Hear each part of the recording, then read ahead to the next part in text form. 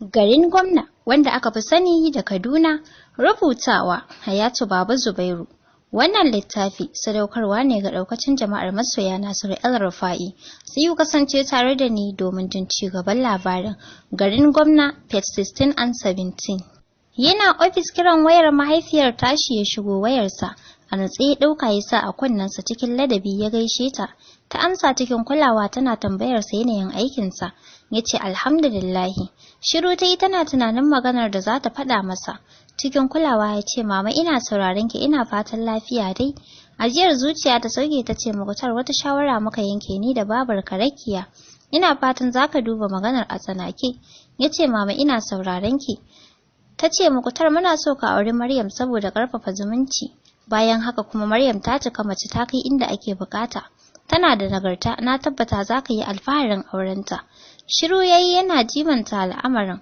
Ta ce Muktar ka yi shiru don Allah kada ka watsa mana ƙasa a ido. Da zafar ajiyar zuciya ya sauke ya ce mama kun fi ƙarfin komai a gurina. Saboda haka ku kwantar da hankalinku na amince da zaɓin da kuka yi min ina fatan Allah Ubangiji ya tabbatar da alkhairi. Ta sauke ajiyar zuciya cikin farin ciki ta ce amin yaron kirki. Ina roƙon Allah ya yi maka albarka kai ma. Allah ya baka ‘ya'ya masu biyayya. A sake ya amsa da amin ya rabbi. Insha Allah zan yi magana da kawo Umar zan tura da kuɗi sai a kai tare da sahib. Ta ce yauwa hakan yayi daidai Allah ya sanya alkhairi. Ya amsa da amin mama. Sallama suka yi ya ijiye wayar kan tebur ɗin da ke gabansa. Tunanin al'amarin yake yana jajanta iko irin na iyaye idan ba waɗanda suka haife shi ba waye zai masa wannan kutsen. Kai tsaye a ce an yanke shawarar haɗa shi aure da wacce baya ra'ayi. Girgiza kansa yayi yana tunanin siffofin yarinyar. Maryam ba ta da makusa ta ko'ina kuma ta cancanci a sota, ko don natsuwarta, dole yanzu ya fara saka santa a cikin zuciyarsa tun da gashi maganar aure ta shiga tsakaninsu. Wayar sai ya ɗauka ya nemi namban kawun nasa, a mutunce suka gaisa ya shaida masa abin da ke faruwa. Kawo Umar ya ce ina san da maganar don shekaran jiya Rakiya ta same ni muka tattauna.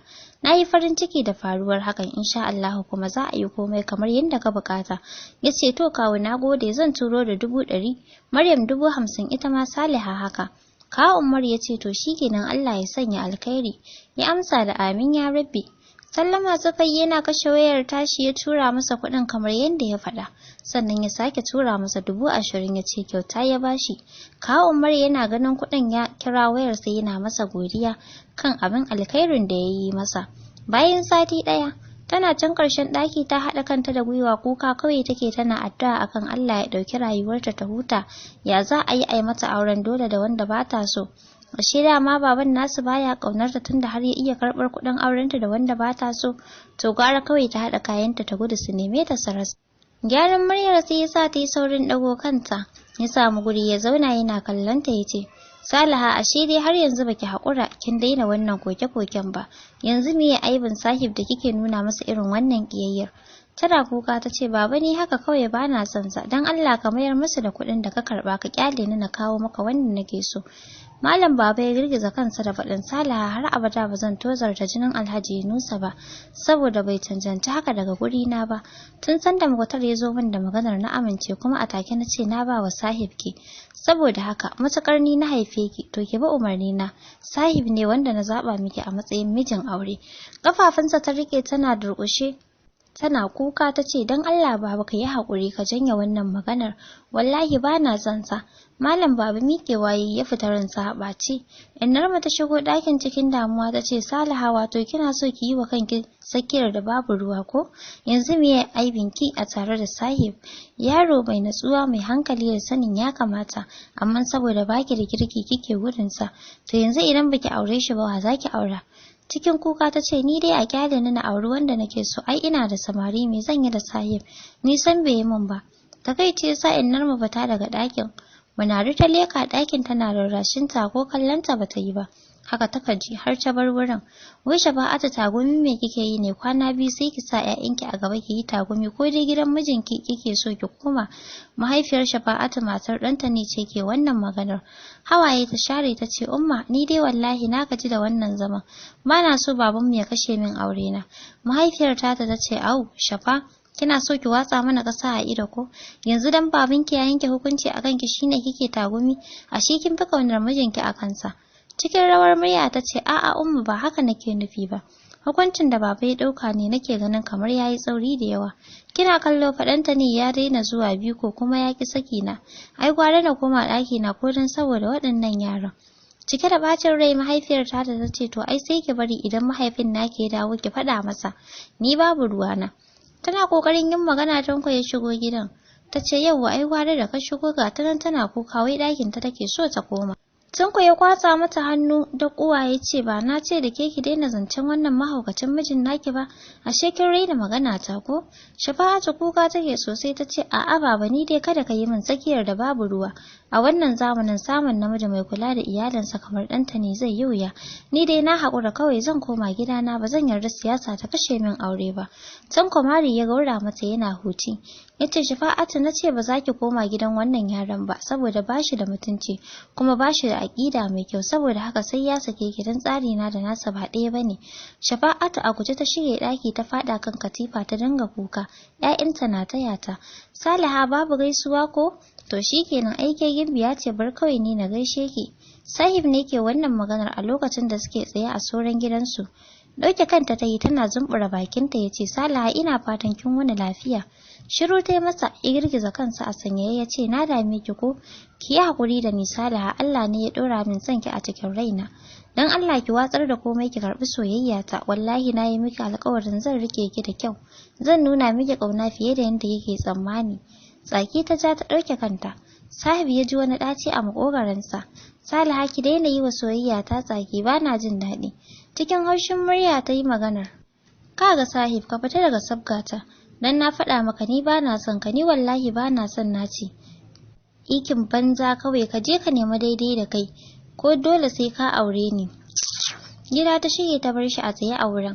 Kirjinsa ya dafe wani irin tari ya sarƙe shi, daddafawa ya fita daga soran. Kai tsaye ya nufi gidansa yana tangaɗi kamar wanda ya sha kayan maye. Rikitif ya faɗi ƙasan tayis. Ya rarrake kirjinsa yana ci gaba da tarin jini. Ji yake kamar ana tsatsaga masa kirjinsa da reza. Wani wawan tari yayi kawai sai ga jini ya biyo hannunsa.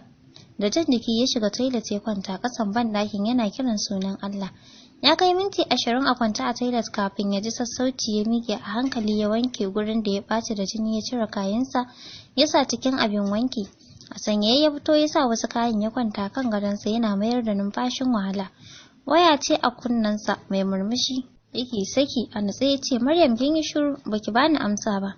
Daga ɗayan ɓangaren ta ce ya mukutar wallahi babu wanda ya kai na farin ciki da faruwar hakan. Ina son ka ina so ka zama uban ƴaƴana. Wannan shine abin da zan iya faɗa maka.